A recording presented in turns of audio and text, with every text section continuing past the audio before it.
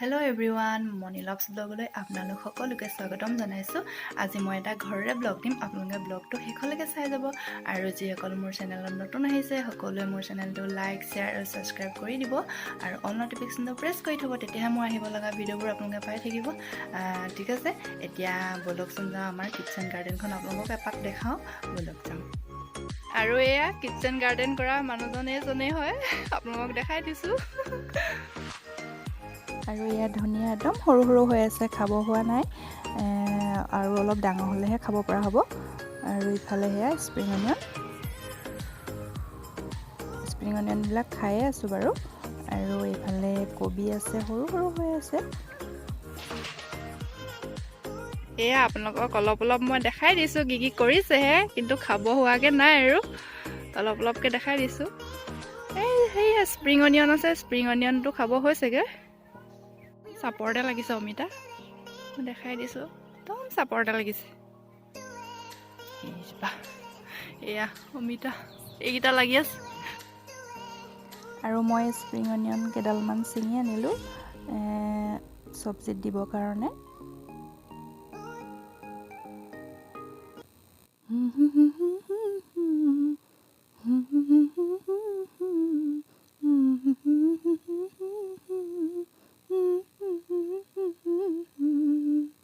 এই গানটো মই চব্জি ছিঙোতে গুণগুণাই আছিলোঁ, আপোনালোকে বেয়া নাপাব কিন্তু দেই।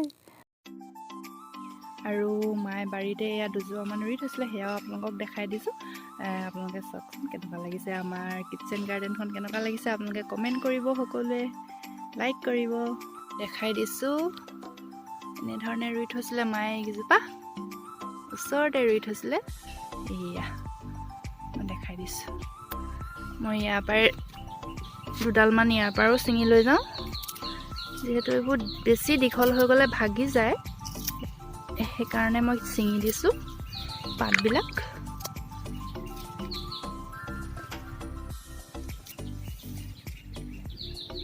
মই কিন্তু এই স্প্ৰিং অনিয়নবিলাক চব্জিত দিলে খাই বৰ ভাল লাগে, মই বৰ ভাল পাওঁ। আপোনালোকে কেনেকুৱা পায় জনাবচোন, মোক খাই বৰ ভাল লাগে।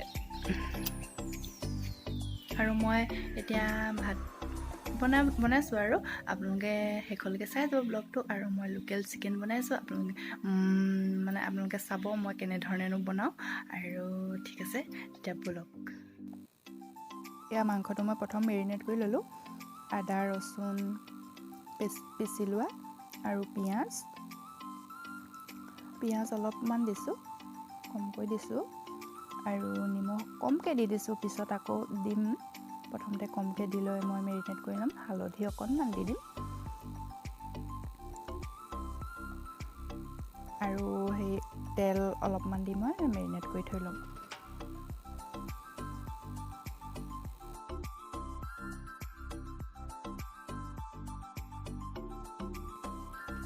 আৰু আলু মই মাংসত দিবৰ কাৰণে প্ৰথমতে ভাজি লওঁ। ভাজি ল'লে আলুটো যদি আলুটো ভাজি লোৱা হয় তেতিয়া খাবলৈ বেছি টেষ্টি হয় চব্জিখন। আৰু ভজা হৈ গ'ল, কাঢ়ি ল'লোঁ। আৰু সেয়া তেলতে আৰু অকণমান তেল দি দিম, মই বেছি তেল নিদিওঁ, কমকৈ দিছোঁ তেল। আৰু এয়া মাংস দি দিছোঁ, মাংসটো মই ভাজি ল'ম।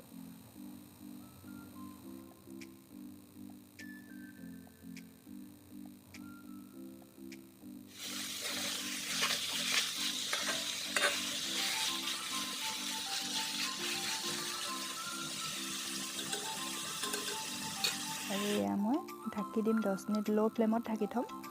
আৰু এয়া মাংসটোৱে যেতিয়া পানীটো এৰি দিছে আৰু তেতিয়াই মই আলুটো দি দিম।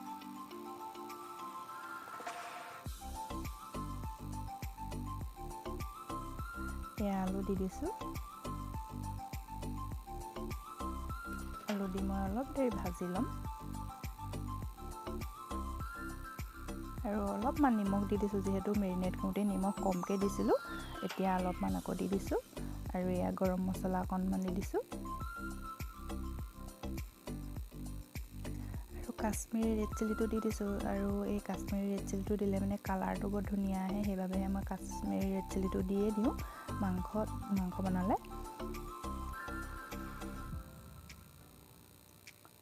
সেয়া অলপ দেৰি ভাজি ল'লোঁ ভজাৰ পাছত মই আকৌ 5 মিনিট ঢাকি দিম এয়া 5 মিনিটৰ পাছত মই তেজপাত দি দিম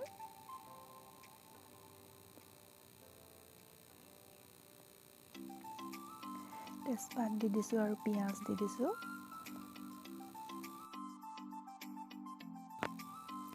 আৰু মই এয়া লৰাই দিলোঁ অলপমান ভাজি ল'লোঁ আৰু মই অলপ দেৰি ৰখাই মই গৰম পানী এড কৰি দিলোঁ গৰম পানী দিলে চব্জিখন খাবলৈ ভাল লাগে মানে টেষ্টি হয় আৰু বেছিয়ে টেষ্টি হৈ যায় খাবলৈ গৰম পানী এড কৰিলে আৰু মই 5 মিনিট এনেধৰণে উতলাই ৰাখিলোঁ 5 মিনিটৰ পাছত মই এয়া ধনিয়া আৰু স্প্ৰিং অনিয়ন এড কৰি দিম আৰু মই 5 মিনিট এয়া দি মই ঢাকি ৰাখি দিম মোৰ ৰেডি হৈয়ে গৈছে গ্ৰেভিটো বহুত ধুনীয়া আছে ভাল লাগিছে থ্যাংক ইউ তেতিয়া মাংসডাল টেষ্টি আছে সোৱাদ লাগিছে ওচৰৰ পৰা কৈ দিয়া সোৱাদ লাগিছে গ্ৰেভিটো এক্সেলেণ্ট ভাল লাগিছে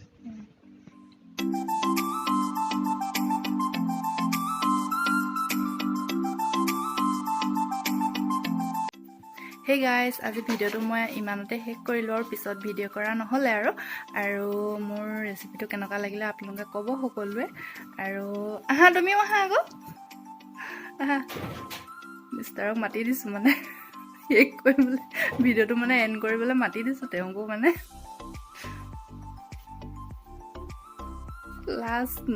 লাজ কৰে মানে